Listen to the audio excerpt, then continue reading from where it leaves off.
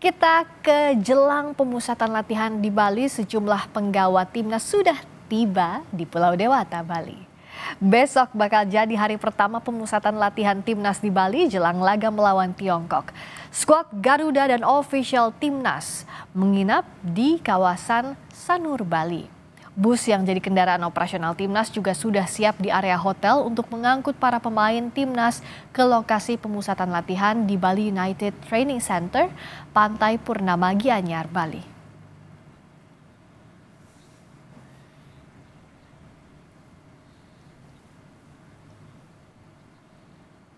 Apa kabar? Ayo. Are you okay? Yes. Baik. Buat prepare. Thank you. Satu persatu penggawa timnas berdatangan di Bali jelang pemusatan latihan yang digelar tanggal 26 Mei seperti Jordi Amat, Nathan Chuaon, dan pemain Dewa United Ricky Kambuaya. Sebelum latihan nantinya, para pemain akan bertemu dengan pelatih timnas Kluivert dan para staf.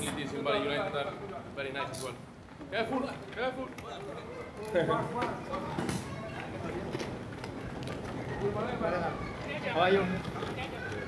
Are you ready for tomorrow? Where? Which one? Nadeo. Salah satu penjaga gawang timnas Nadeo Argawinata sudah tiba di Bali. Pemain Borneo FC ini siap mengikuti pemusatan latihan jelang laga melawan Tiongkok dan Jepang. Nadeo bilang siap bersaing dengan 4 penjaga gawang lainnya untuk mendapat tempat di tim inti. Pemusatan latihan dilaksanakan besok di Bali United Training Center, Pantai Purnama Gianyar, Bali.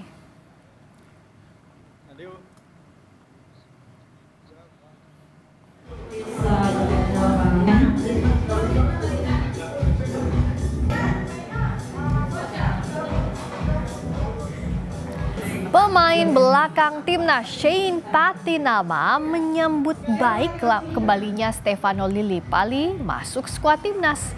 Shane bilang Lillipali adalah pemain berpengalaman yang berkualitas. Shane pun menyebut Lillipali jadi kawan sekamar saat ia baru masuk timnas dulu.